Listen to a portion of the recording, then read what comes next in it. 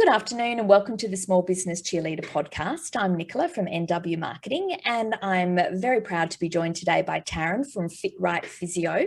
And we're going to be talking today about, all things family, small business and a pandemic. And I wanted to say welcome and thanks so much for being on the podcast. And how are you today? Good, and thank you very much for having me. I love being on things like this. Awesome. And you know I love to chat. So we're all about business today. And I just want to know the story behind FitRight. So fill us in. How did you come about and what was the reason behind you starting FitRight? It was more than 6.5 years ago. So what was the catalyst that made you go into small business with the FitRight brand? Yes, well, I'd started my career in physiotherapy, I think 5 or 6 years before that point. And so I'd always worked in private practice physiotherapy, and right from day one, pretty much, I realized how much I loved the area of physiotherapy that was women's health. And I started working on a private maternity ward at the one at St John of God, Murdoch, and loved the mix of that and getting to run the aqua classes with so exercise classes in the water with the pregnant and postnatal women. And in that first year of being a physio, I did a year of training to be a clinical Pilates instructor.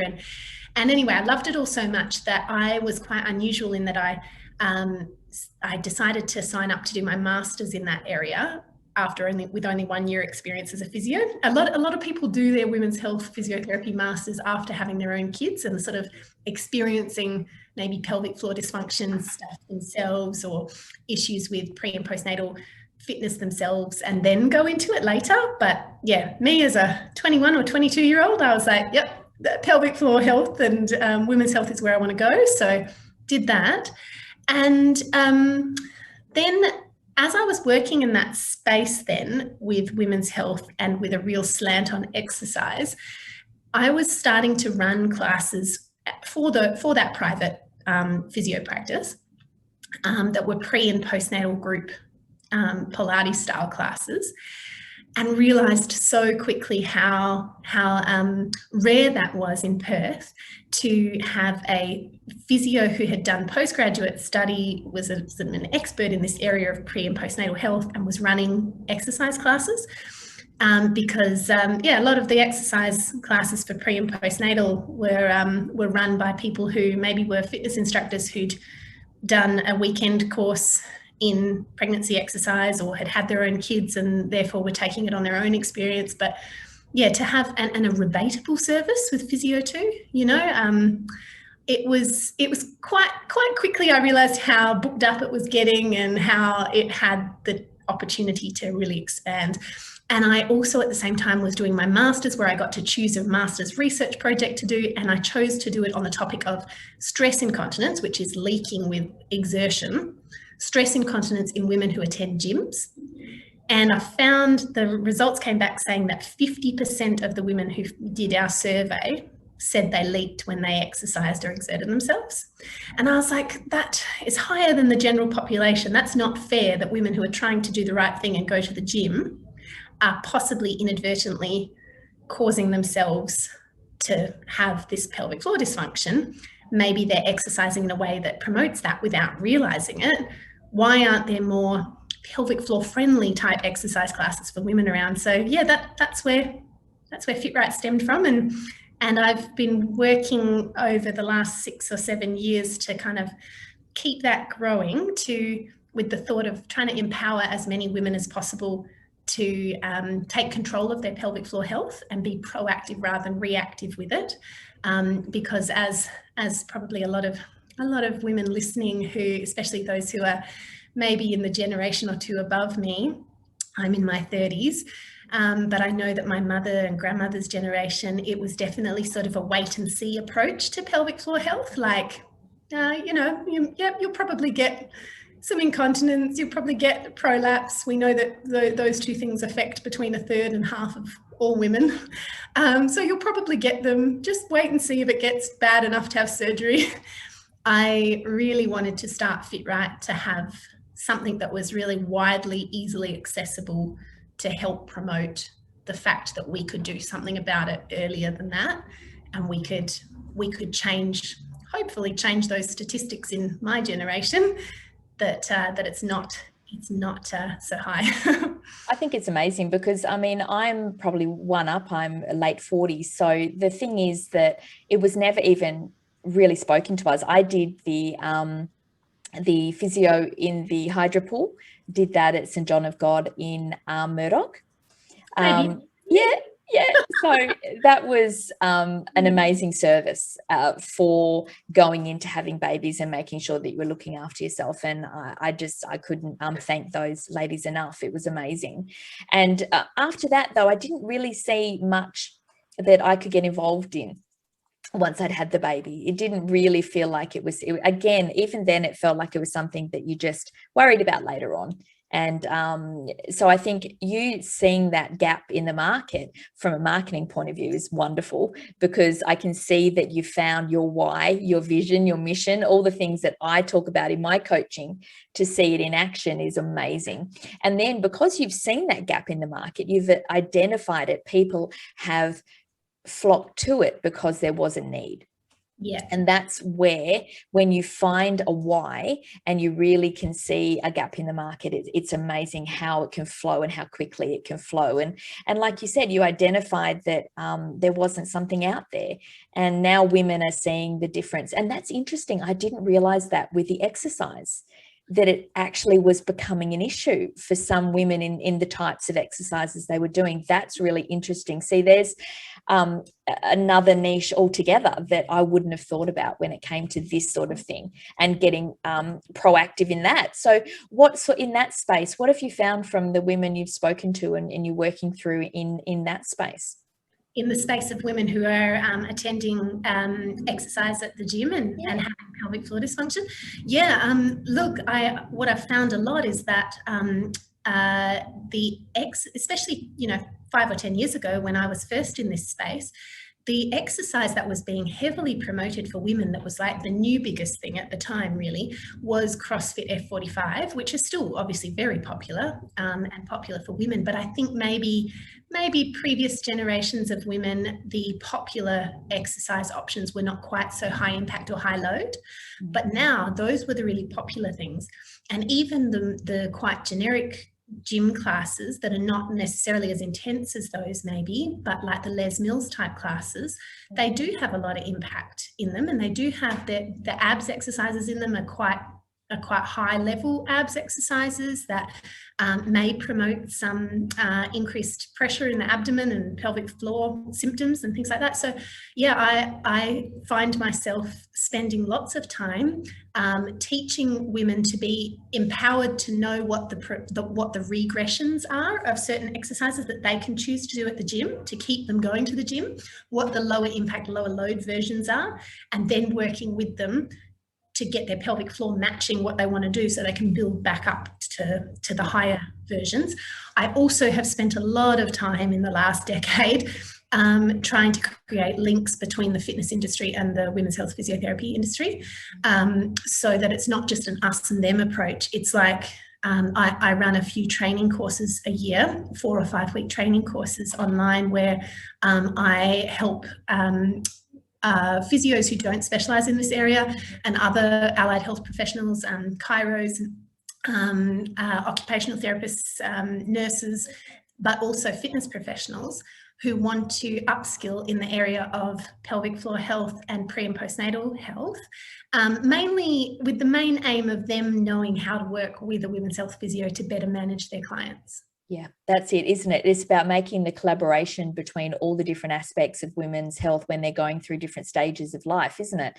Making sure if they're coming out after having a new baby, they know what the next step is in regards to their care, and not feeling like they're just left out there, that it's part of having a baby, that you just have to deal with it. And I mean, I know they tell you to do all the exercises when you come out, but you do start to become very lax. You do, but also, do you know that if there's research that shows that if you're just verbally taught pelvic floor exercises like in a brochure on a maternity ward, there's a pretty high chance that you're not going to do it right. It's so true.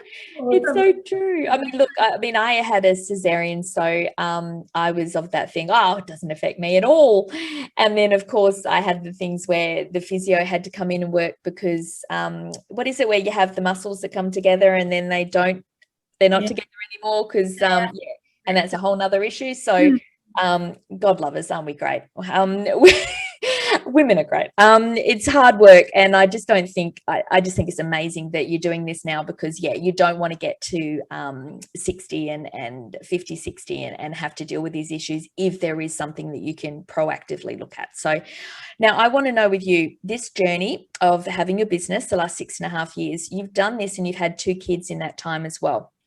So what's it been like building a business that's growing so rapidly and having kids and trying to manage it all? What's the journey been like, and what have you learned from it that you can maybe pass on to those that might be new or coming into this journey and have, or may not have young kids yet, but will be looking to, what's the way to get the best out of both? Yeah, and I think I might be a bit unusual with some other business owner friends that I know, in that, like doing the masters in women's health, I think starting a business is sometimes people start put their mind to when they're on maternity leave maybe, or when they've had their kids, whereas I actually feel like I was quite lucky, and I'm glad I did it the way I did it. So if anybody's listening to this and thinking about when in their life span they might like to start a business, I started my business a few years before my first baby was born. And it allowed me to get everything, to go through to be able to put in some really big hours to start with, and to kind of make some mistakes along the way and have time and energy to fix them up, and also to get FitRight to a point where I was replicated, where there were more Taryns, more physios doing exercise classes under the FitRight name all over Perth. I think by the time I had Benji, there were probably about 40 other physios contracted to FitRight. And I had, I think that one thing about, if anybody listening owns a business and is going to have a baby soon and is worried about what that is like, I guess something that has been a big realization for me is that having a baby and going on maternity leave, as such, in inverted commas, because you don't go really on maternity leave when you're a business owner, but it's something that is actually a real blessing in a small business, because it forces you to have systems in place to get by without you there. And I think that if I didn't have that forced time away in my business, I probably would have gone on for a lot longer without outsourcing as much as I needed to. So obviously taking the time to prepare and outsource and replicate yourself and put in place really good task manuals and procedures and protocols and everything. But yeah, that it is actually really good for business, I think, to see how everything goes with you not there as much. 100%. I did it the completely opposite way. So learned that the hard way. I really started my business after I'd had my kids, and my youngest was 7 months old. So yeah, you just do it all yourself. And you're trying to manage 2 kids, and you've got them, wanting your time, and you haven't sorted that out yet on how to make it happen. I think I've only just done that in the last 18 months, and that my kids are now 15 and 16, and they don't need me anyway now. So it's quite redundant. It would have been great to have all of that in place when they were younger. But we don't know all these things, and we learn as we go, which is why these podcasts are so important, to listen to other people's stories and take the bits and pieces that will work in your life. And I agree, the processes and taking the time to create the processes can feel like a task that seems too hard at some points, but the response you'll get in the end and the way it allows you to step out of your business is amazing. And I don't think I can't say that enough, that the time spent creating those systems and processes will pay you back tenfold in your time given back later on. So that is 100%. And for you to do that at such a young age is amazing as well. to know that that was what you wanted to do and the way to do it, where a lot of people don't see that. They think it's all hustle, it's all about them, and it can't work without them. And that's when you get stuck, and that's where burnout happens, and that's where you can really, really not like your business anymore. So you've grown your business because you've been able to do that, and that's why you love it even more, because now you can give more impact back. You can give more and teach more people. That's the benefit of outsourcing, because you can give yourself to more people. And replicating yourself, as you said, or just having access to groups or bigger amounts of people. Yes, I think that's awesome. And because you're giving back such a wonderful service to people that, you're going to be changing lives. And I think that you should be applauded for, because you do. Everyone needs somebody in their corner, and especially when it comes to women's health. Now, yeah, I love doing that for women. Honestly, I do feel very lucky that this is my job, that I get to help so many women on a regular basis. And even if not just me, but the people who also work for FitRight, that we get to help such a wide geographical area of women. It's fabulous. Yeah, and you've done that by setting it up in the right way. And that's what business owners need to sit back and work on, because yes, you can impact the lives of so many more people if you're able to scale. And that's what it comes down to. It's not about making more money. It's about scaling. Well, it's always about making more money in the end, but it's about scaling and being able to give your offer to more people. And yes, that does make you more money, but it ends up being something that lights you up. And something that lights you up will allow you to continue to love your business, and will allow you to do it for the long term, and will allow you to have your kids see you happy and see what you can give to people. And that alone is a gift to kids, when they can see that mum is really making a difference in people's lives. Now we're going to talk about, that's the joys of building a business. And now I want to talk about a pandemic and having a fitness business, and how that looks when you've got not even that, but you've got a new baby in the process, going through all of this. Now, share with me, what's it like having a fitness business when you're told to lock down and it changes every 5 minutes and you have a family to run? What does it look like? Oh my goodness. Where do I start? Have you blocked out the memories? Are they just all blocked out now? I've realised with these subsequent lockdowns that I do have some degree of PTSD around that first lockdown. And I know that it was obviously hard for everybody for different reasons, but what it looked like for me was that I'd had a baby in November.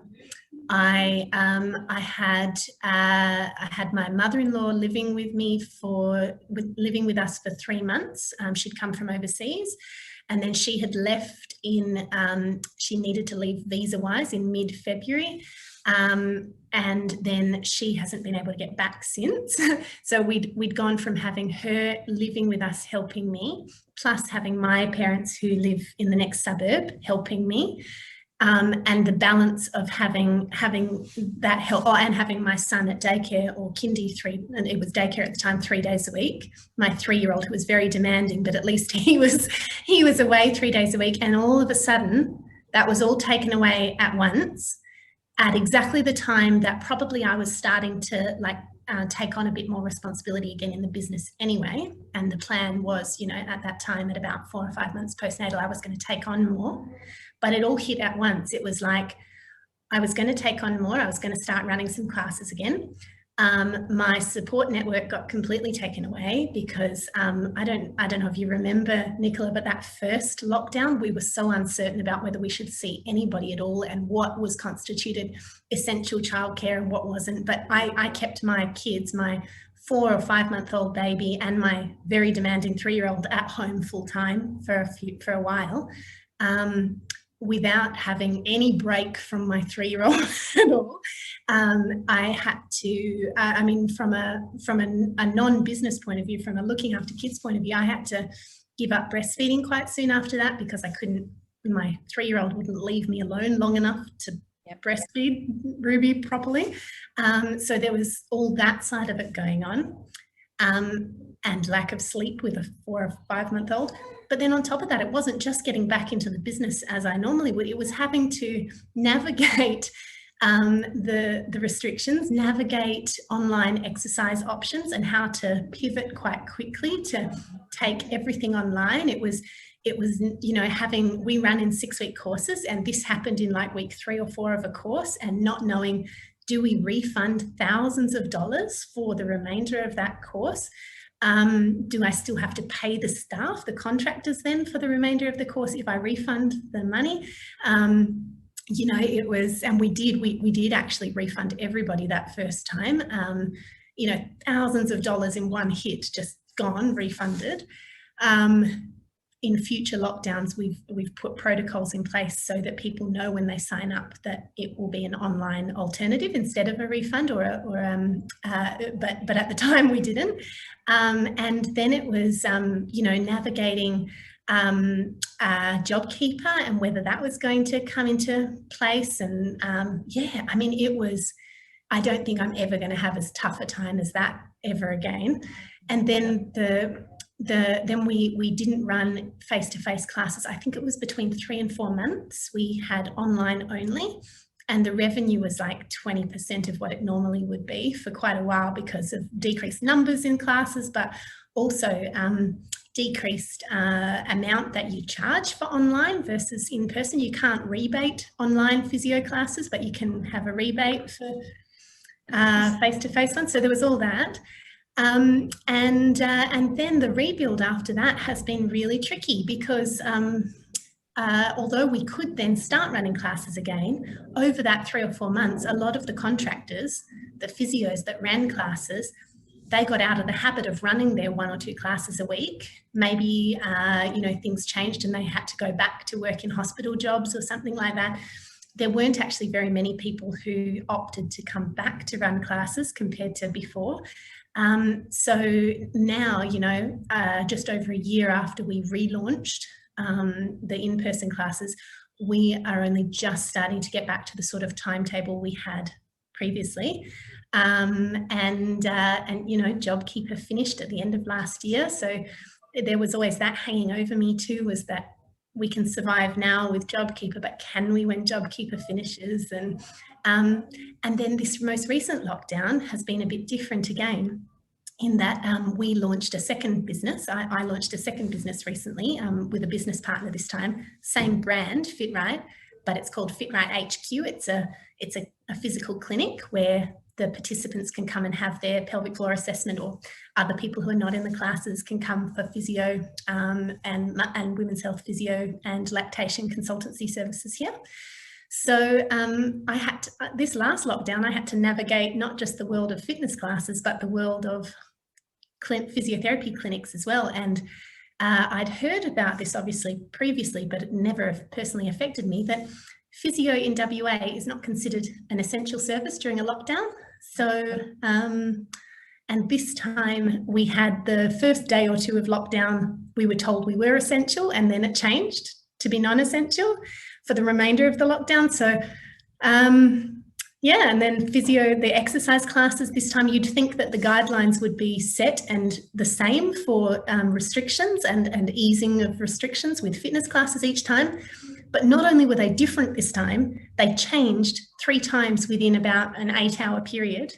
And we just have to hustle and change, you know, let everybody know who's in classes for the coming days, know very, very quickly whether their class is on or not, and keep making decisions as to whether our protocols are still okay. Are people going to think we're being really unfair, only offering online alternatives? There's that stress hanging over you. Are we going to get multiple complaints?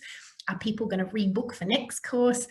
If I can prove a certain decrease of revenue, will I get something back? But if I can't prove a decrease in revenue because we're not actually giving refunds, but we have a whole heap of disgruntled clients who don't sign up again and there's decreased revenue later, does that count? You know, there is so much to navigate. And yeah, I mean, my kids are now 4.5 and 1.5, so they're a little bit easier. It's a little bit easier, but it's still full on to have both kids at home and to suddenly have to listen to Mark McGowan and what he's saying, and try and navigate what's happening when you've got 2 kids hanging off you and you've got 15 physio contractors waiting to hear whether their classes are going to go ahead, and 150 women in classes wondering whether they're going to go ahead. And then people say to you, gee, you look a bit tired today. And you're like, really? Am I? It's one of those things where I think that's what people forget when they see these things online about it being closed, and the gyms have to close, but they do forget that when it comes to physios and healthcare, that you have that line, don't you, where it's really hard to decide. That I think even the McGowan government can't make decisions on where it comes when it comes to physio, because there's a lot of backlash about people saying, well, that's health related, and that should be an essential service, and it's hard for them to make that decision. And then you're the one that's sitting there, as you said, waiting to hear what Mark McGowan has to say. Yeah. Before you can decide what the hell you're doing with your own business, let alone everyone, on your back about, am I coming? Am I not coming? Is the class on? Is it not? Where's this online option? What the hell am I doing? Yeah, I can only imagine. I mean, it was hard enough for us when the first pandemic lockdown, with the shopping centres stopping all of their work, and us not knowing the next day whether shopping centres would even open ever again, because it felt like it was Armageddon and nothing was ever going to open again, and would we ever get any work back? And I'm sure you felt that same way, because of the fact the lockdown, we were all so scared, and we didn't know whether there would be the financial resources to back us up until JobKeeper came through. That first month was horrific. And I can only imagine with a newborn and not going out, because we really didn't know if we should go anywhere. I mean, the second and third lockdown, we sort of knew what it meant, and we knew that we would get out of it eventually, and etc. But yeah, it doesn't make it any easier. So are there any final tips that you would give anyone after your PTSD episodes of lockdown and a family? What got you through? What do you think it was that got you through, besides just adrenaline and hustle? Was there anything you would say you've learned over the past year and a half, or really it's just stick to your guns, stay positive, and make sure your team is all on the same page, I suppose, as well? Yeah, I think the biggest thing that I've learned is that, if I didn't love my business and love what I do, and really, really thoroughly believe in what I'm doing, and that the service that we're offering was essential, I think that, I would have, there were multiple times when I thought I really should consider just shutting FitRight down. But then I thought of all the people, all the positive feedback that we get, all the people that are relying on us. And I think that the tip would be, if you're going to get into a business, especially one that might be in a volatile environment like this, you've really got to love what you do. You've really got to want to do it. But and then I guess another tip would be just making sure that you, if you're in business, just to make sure that you are an adaptable person that can change things and can think on the spot and work out what can be done, and have a team around you who can help you with that. And I guess the final thing, which I'm not always good at, is boundaries. That is just working out where that limit is of enough is enough. And there were multiple times where I really had to put a time limit, at least a few nights a week, on the time that I would stop working in the evening, so that my husband felt like I had time to spend with him. Because if I didn't put boundaries like that in, I could go weeks at a time at particularly difficult points in the business of spending all day with the kids, not focusing on the business deliberately, and then come bedtime straight into business mode and not spend time with him.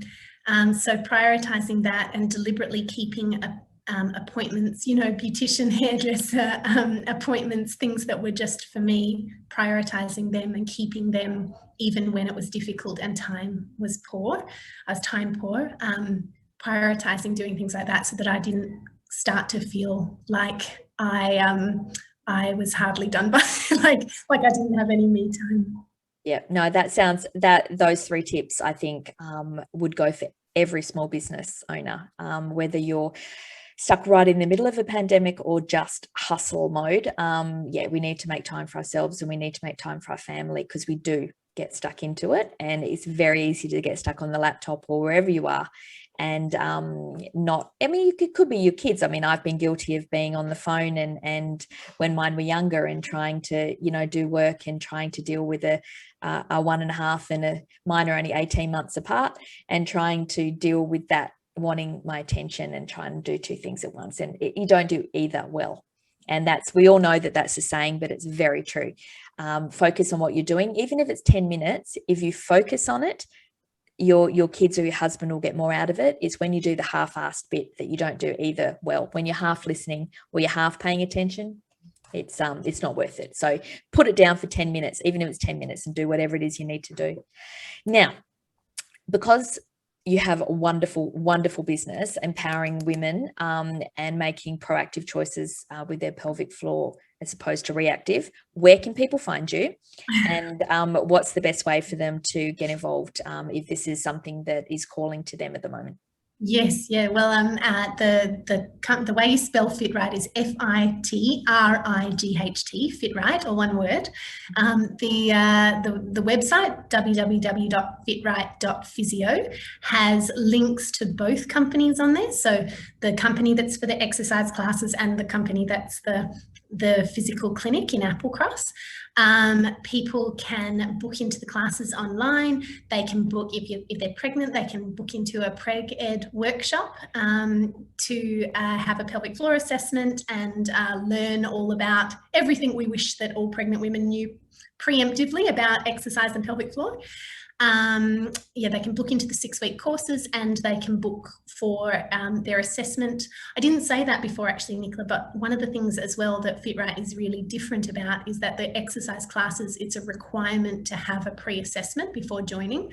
And that was something I was really passionate about, was that the instructors wouldn't have people in their class where they're saying lift your pelvic floor and they don't know if some of the people in the class are actually doing the wrong thing. Very likely that people are if they're not taught, if they don't have an individual assessment. So yes. That's awesome, because I know that was when I was doing Pilates, that was a requirement as well to do the pre-classes, to make sure that you are taking the most of your classes when you're doing them properly. You know what you're supposed to be doing when they say gather your pelvic floor together when we did Pilates, so you know exactly what that is, because otherwise you're not having any impact. So that's awesome to know too, that people know when they're doing the classes they're actually going to have an impact. They don't get lost and feel like they don't know what they're doing. I think that's wonderful. Well, it's been awesome. You got something else? I was just going to say, I'm really active on Instagram, so if anybody wants to follow at FitRight Physio on Instagram, I share heaps of pelvic floor health tips and exercise tips on there. So who isn't on Instagram, and who doesn't follow people they love? So that's awesome, because that means that people who are on there can regularly get updates and know what it's all about, even if they want to test it out, as in have a look at what you do, what you put up online, see if it's something that's calling them, and then they'll get a feeling from your Insta what it's all about. And I think that's what it's important, to get it out there to more people. So that's why this is so important, we're talking today. And I'll put all those links up in our socials and also in the description in the bio for the YouTube video that we've got, so they can get you. It's been awesome talking today, Taryn. Thank you so much for coming on, and best of luck with everything. And I'm so glad you didn't chuck in the towel and that you kept going through and to listen to what you went through. I mean, we've all felt it as small business owners, but it's even harder when you've got a new baby in the mix. So heads up to you. You've done a really awesome job. So congrats on that. And I look forward to continuing to follow you online. Thank you. All right. Thanks, Taryn. See ya. Bye.